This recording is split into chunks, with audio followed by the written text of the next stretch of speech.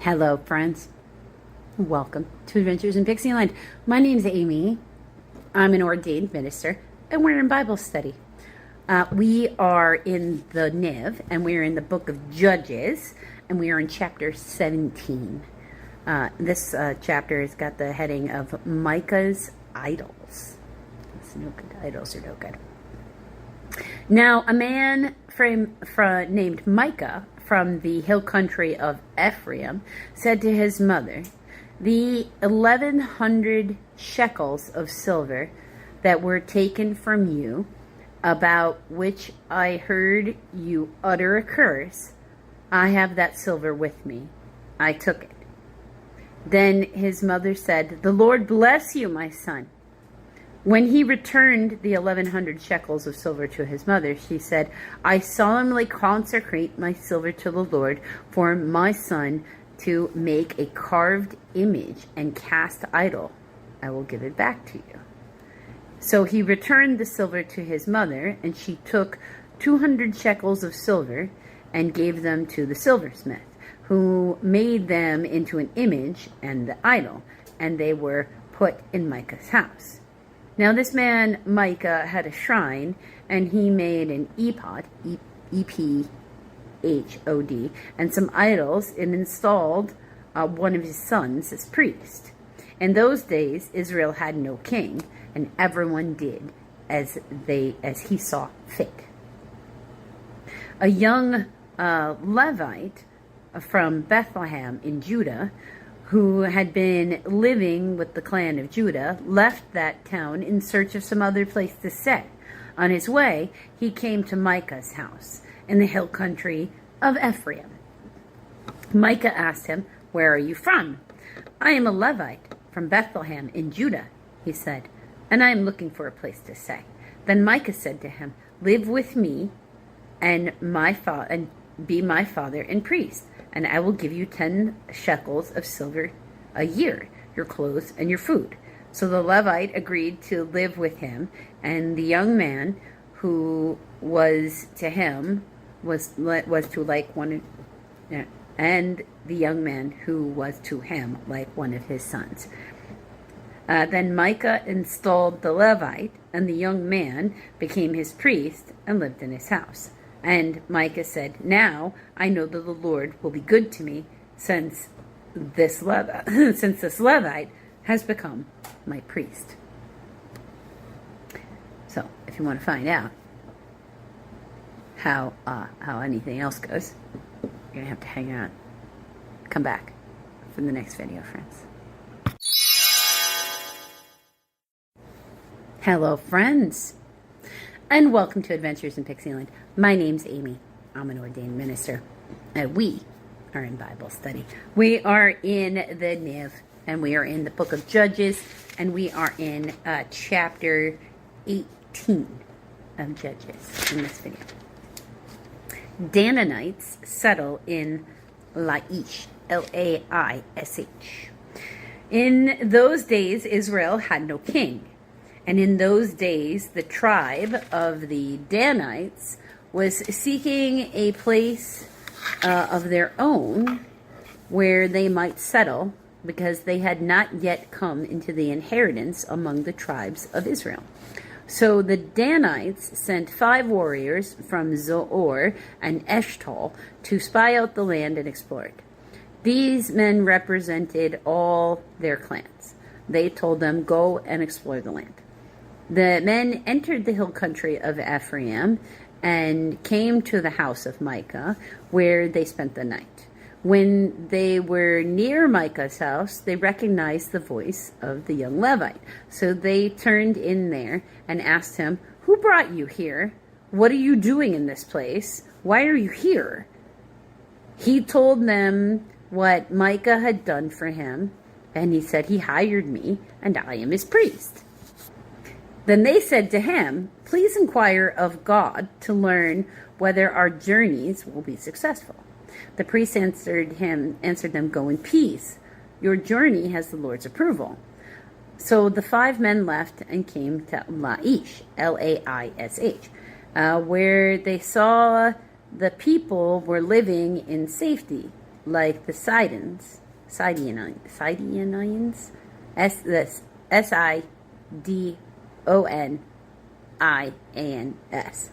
unsuspecting and secure. And since they're landlocked for nothing, they were prosperous. The meaning for this in Hebrew is uncertain. Okay. Also, they lived a long way from the Sidonians and had no relationship with anybody else. Hebrew, some Septuagint manuscripts with the Armenians. When they returned to Zorah and Eshtaol, their brothers asked them, "How did you find things?" They answered, "Come, let's attack them. We have seen that the land is very good. Aren't you going to do something? Don't hesitate. Go there and let's take it over. When you get there, you will find unsuspecting people and a spacious land that God has put into your hands, a land that lacks nothing whatsoever." Then the 600 men of the clan of the Danites, armed for battle, set out for Zorah and Eshtaol. On their way, they set up camp near Kiriath Jearim. So Kiriath, Kiriath, Jearim, Jearim, in Judah. This is why the place west of Kiriath Jearim is called Mahanaim, Mahaneh,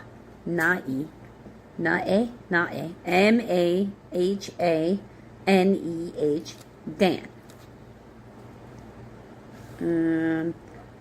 Mahanaim Dan means Dan's camp to this day.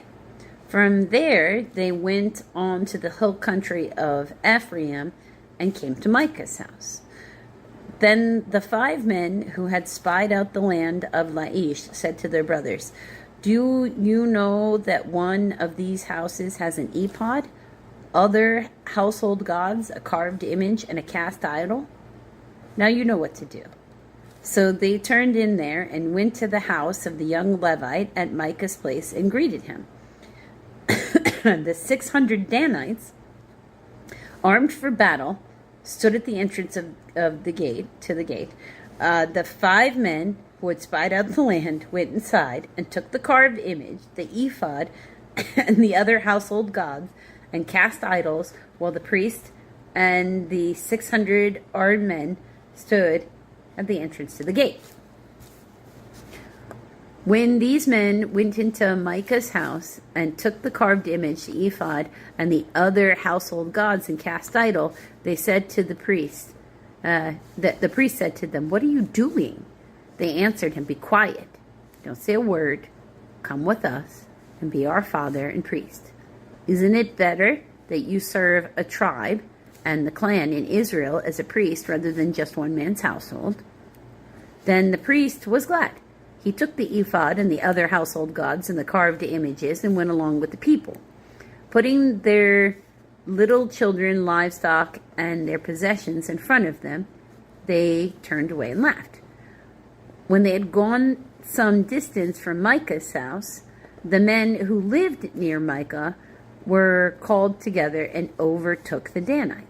As they shouted after them, the Danites turned and said to Micah, "What's the matter with you that you called out your men to fight?" He replied, "You took the gods I made and my priest and went away. What else do I have? How can you ask, 'What's the matter with you?'" The Danites answered, "Don't argue with us, or some hot-tempered men will attack you, and you and your family will lose your lives." So the Danites went away, and Micah, seeing that they were too strong for him, turned around and went back home.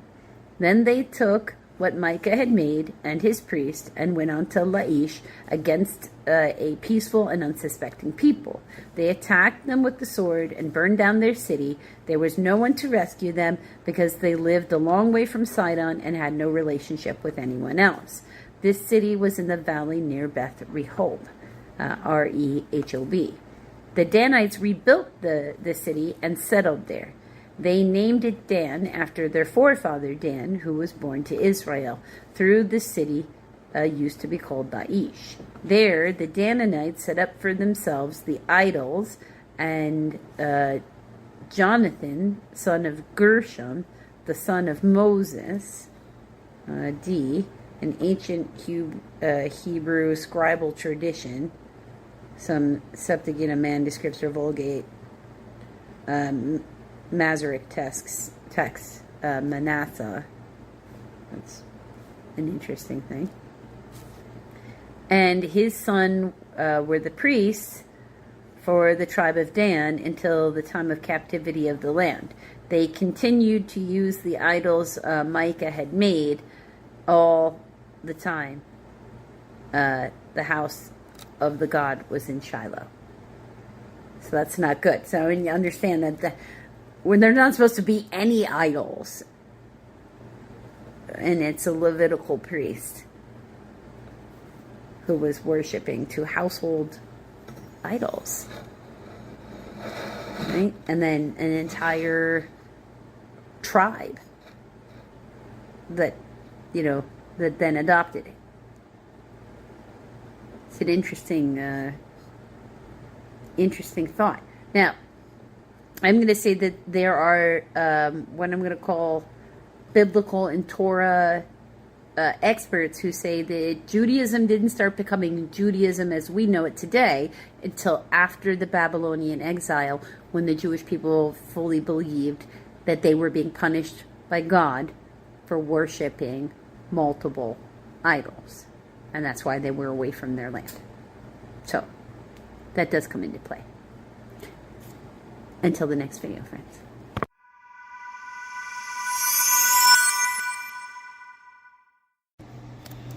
Hello, friends. So, Bible study, Niv, John, chapter 2, 12 through 25.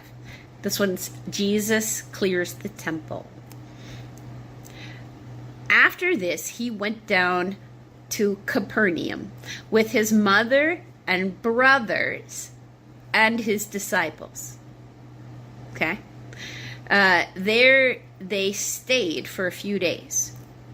When it was almost time for Jewish Passover, Jesus went to Jerusalem.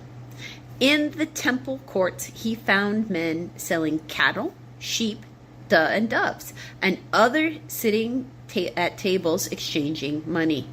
So he made a whip of cords and drove all from the temple area, both sheep and cattle. He scattered the coins of the money exchangers and overturned their tables. To those who sold doves, he said, "Get these out of here. How dare you turn my Father's house into a market?" His disciples remembered that it was written, "Zeal for your house will consume you." Will consume me. Then the Jews demanded of him, "What miraculous sign can you show us to prove your authority to do all this?" So understand that this zeal and passion is not just triggering the disciples to remember this, but other people around them, because this is a time period in which there are a lot of false messiahs coming in.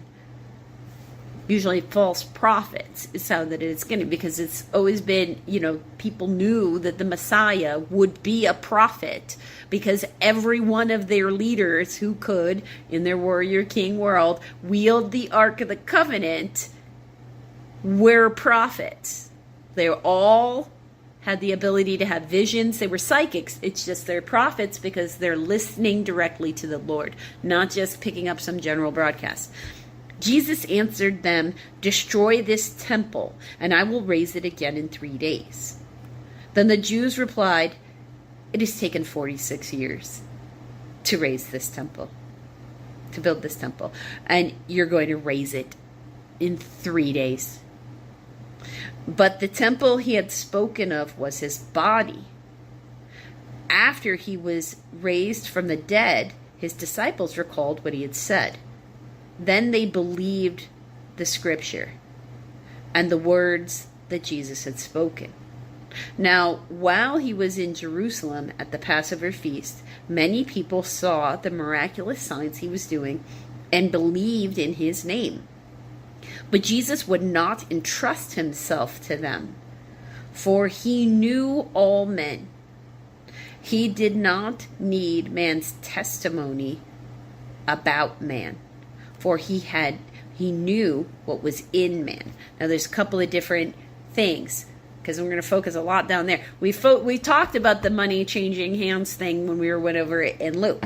So, again, the doves, as a sacrifice, were meant so nobody would have to buy them from somebody else. They weren't having to be expensive, because the doves were out in nature. It meant go catch them.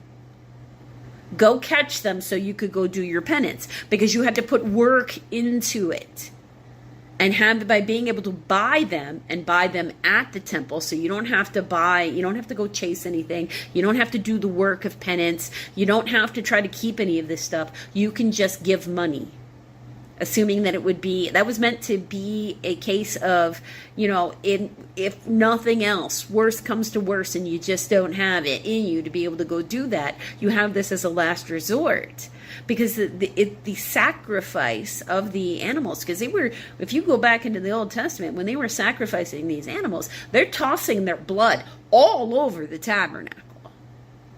So it's supposed to be, don't sin, because if you do sin, you have to sacrifice an animal, and that's supposed to impact you, that something else is getting hurt for what you did, because you're supposed to be understanding the exchange, that we don't live in a vacuum.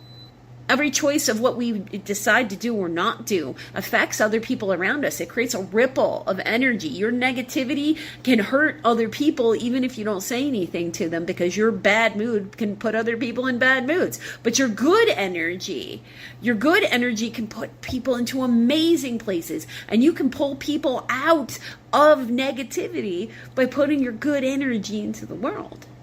Right? So it's all a choice of how you're going to handle, are you going to have integrity? It's meant to inspire integrity, but they've turned it into a money-changing hands for sin.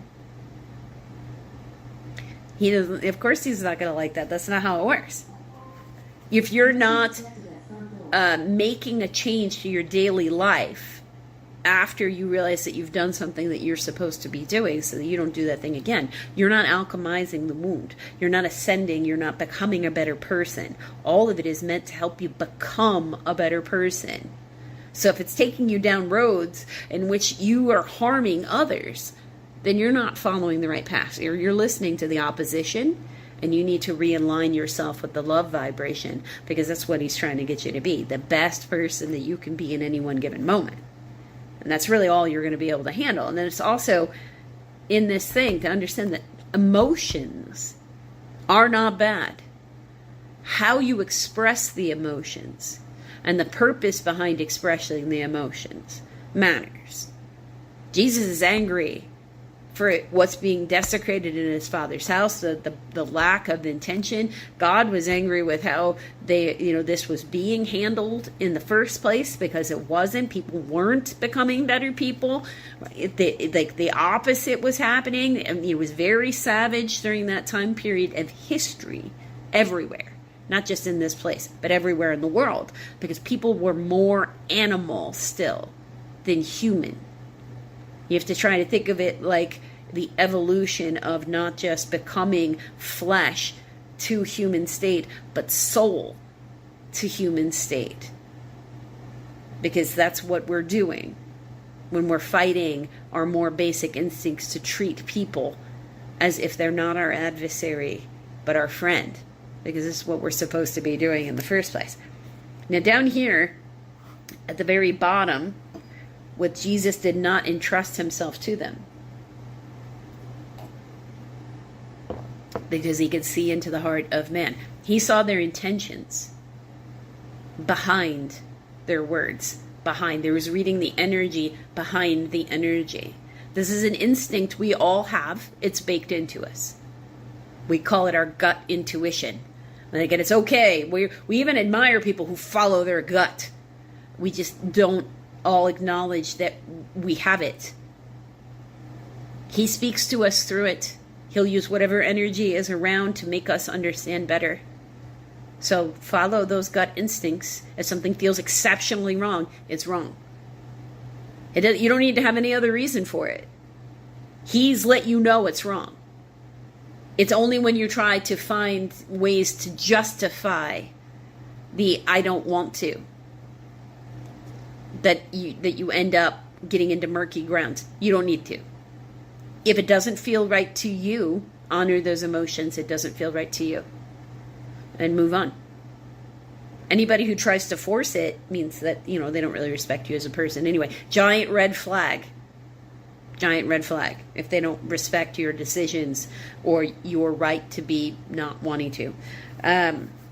The other part there is Jesus did not entrust himself to them. What does that mean? Well, in the previous history of these people, a prophet arises as a judge. In fact, it's the Judges, the book of Judges in there, until they could, because they were in people where prophets were judges, until they started going down the path of kings instead. It's just a break in how they were handling the governorship of their peoples. But historically, when they're oppressed, because the kings become kings because they rise up and they help fight a big adversary like any other country, right? Because that's just how the history of the world at large chose who was to be their ruler, was the mighty and the strong. Anywhere you look in history, you can find it that way. In this instance, they were looking for him to be the prophet instead of the king, because this king route has not gotten some of them so well. Now they got Romans and a puppet king, and they don't like that idea. They're anti, monarchy at this moment. It's not really, Rome's not a monarchy, but in that time frame. But they're anti that. They don't want any more of that. They're like, man, we miss the good old days when we had those judges and those prophets. But to come up and say you're a judge and a prophet, they call you a heretic and then they burn you. So nobody wants to do this, because why would they? It was as dangerous to be a prophet in the Jewish culture at that time as it was to be a witch in Salem. So you're not gonna say that, even if you have those abilities. You're going to be very terrified to display them, because they will get you killed. So you can't just display them. So that's why he could not have become that prophet, wielder of the Ark of the Covenant, which at this point I don't think it's even in Jerusalem anymore, actually. And because it was taken by the Babylonians. If you go into the Psalms and listen to David, not all the Psalms are written by David, but that Davidic style of music, poetry, they talk about how the Ark of the Covenant was taken and defiled by the Babylonians, which is the ancient name for the Iraqis, if you only know the modern names over there. So, he was not going to become that prophet, warrior, king. It doesn't mean that he couldn't have been. Just he also knew that, one, that wouldn't fulfill the scriptures. And two, because if you look at it in one way, they all think he's going to be a warrior king, and there must be something in that language that tells him that's going to be. Right? But they're making an assumption because that's what had always come before. So he wasn't going to be that. He'd seen what had happened that way. He knew he was going to die one way or the other. And it was really going to be a case of, are you going to die to put them back in the exact same state they've been in, which hasn't been working? Or are you going to try something completely different and maybe just stick with the love vibration this time? He chose the latter, and he didn't trust them, because historically they're not trustworthy when it came to this. If you're going to burn everybody who claims to be the Messiah, how are you ever going to find the Messiah? Right? They're looking for a war. And God is the love vibration.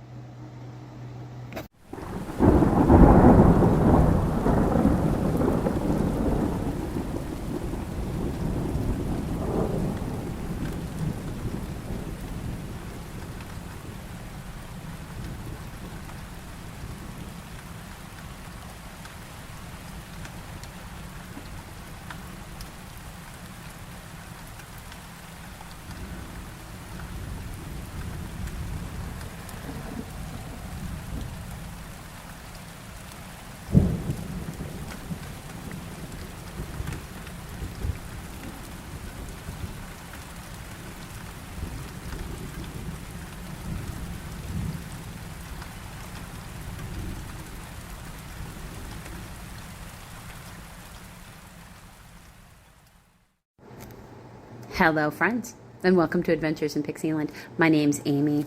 I'm an ordained minister, and we are in Bible study. We're in the Niv. Excuse me, we're in the Niv. We're in Psalms, Book 4, Psalm 100, a psalm for giving thanks. Shout for joy to the Lord, all the earth. Worship the Lord with gladness. Come before him with joyful songs. Know that the Lord is God. It is he who made us, and we are his. We are his people, the sheep of his pasture. Enter his gates with thanksgiving, and his courts with praise. Give thanks to his name, and praise his name. For the Lord is good, and his love endures forever. His faithfulness continues through all generations. Well, amen to that. Until the next video, friends.